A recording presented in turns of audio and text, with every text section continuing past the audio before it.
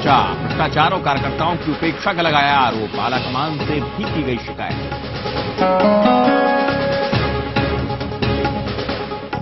आसाराम बापू को Jodhpur session court से नहीं मिली राहत। कोर्ट ने न्यायिक हिरासत 14 दिन के लिए बढ़ाई, तो वहीं राजस्थान हाई कोर्ट में जमानत याचिका पर सुनवाई की।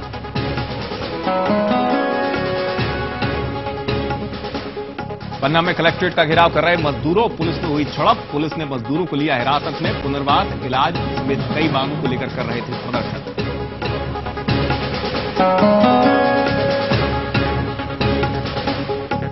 और बोनस में कटौती के फैसले से रेलवे कर्मचारियों में नाराजगी। अजमेर में मंडल कार्यालय के बाहर जमकर की गई नारेबाजी। मांगे नहीं माने जाने पर उग्र आंदोलन की दी चेतावनी।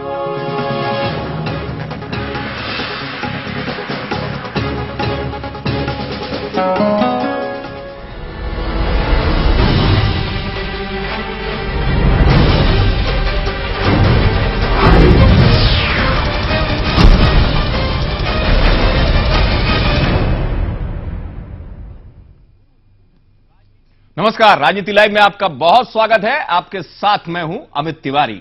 आज बात गुरु की। राजनीति किस तरह करवट बदलती है और रंगों में ढलती है, अंदाजा लगाना मुश्किल है। हां, तो गुरु यानी लाल कृष्ण आडवाणी वाकई मान गए।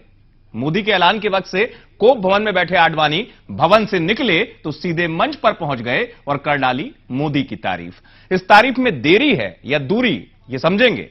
साथ ही अगर मोदी की रोशनी में अपने अंधेरे को मिटा रहे हैं आडवाणी, तो ये मोदी की जीत है। तो फिर उससे बड़ा सवाल ये, गुरु कौन है? राजनीति लाइव में बात इसी पर।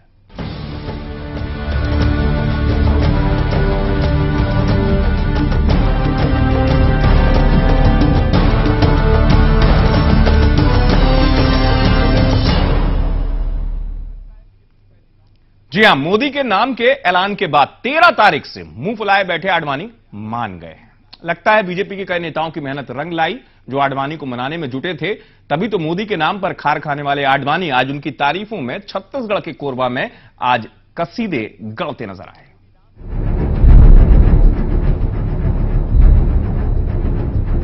देश भर में और बीजेपी में मोदी नाम का करंट ऐसा दौड़ा कि अब कल तक मोदी के नाम पर रूठे हुए बीजेपी के पितृ पुरुष और लोह पुरुष आडवाणी को मोदी का गुजरात रोशन नजर आ रहा है।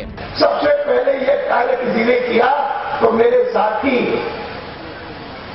कि नरेंद्र मोदी, जिनको के पार्टी ने देश के प्रधानमंत्री के रूप में प्रस्तुत किया है, और श्री नरेंद्र मोदी ने गुजरात प्रदेश में, जिस गुजरात प्रदेश से मैं भी सांसद हूं, मैं भी आज संसद में प्रतिनिधित्व करता हूं गुजरात प्रदेश का, उस प्रदेश में सबसे पहले यह उपलब्धि प्राप्त की कि कोई गांव न बचे गुजरात का जहां पर बिजली का प्रकाश सब लोगों को, सब नागरिकों को, सब किसानों को न पहुंच सके। याद करिए गोवा, जहां चुनाव प्रचार समिति का अध्यक्ष बनाए जाने को लेकर आडवाणी ने कितने नखरे दिखाए थे, पार्टी तक छोड़ दी थी।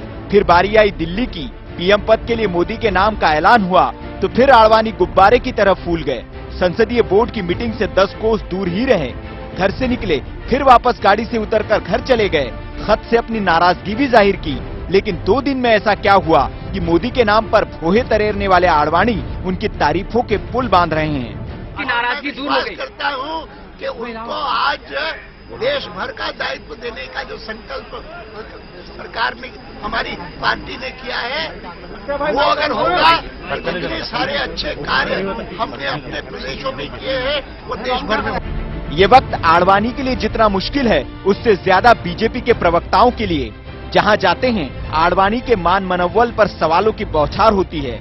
जवाब देना मुश्किल हो गया है, लेकिन क्या करें, काम ही ऐसा है। बोले तो दिक्कत, न बोले तो भी दिक्कत। जनता की पुकार सुनते हुए पार्लियामेंट्री बोर्ड ने नरेंद्र भाई की घोषणा की और हम सबको बहुत खुशी है कि पार्टी के सर्वोच्च नेतृत्व ने भी इस घोषणा के माध्यम से अपना आशीर्वाद दिया। बयानों से भले ही बीजेपी आडवाणी के नाराजगी को छुपा जाए, लेकिन मोदी के नाम के ऐलान पर और आडवाणी की नाराजगी पर बीजेपी से ज्यादा कांग्रेस परेशान दिख रही है। बीजेपी के लौह पुरुष की सियासी दुर्गति पर कांग्रेस चुटकी ले रही है। लाल कृष्ण आडवाणी जी के चेहरे से ये स्पष्ट दिखता है कि उनके अंदर कितनी पीड़ा भरी हुई है और यही भारतीय जनता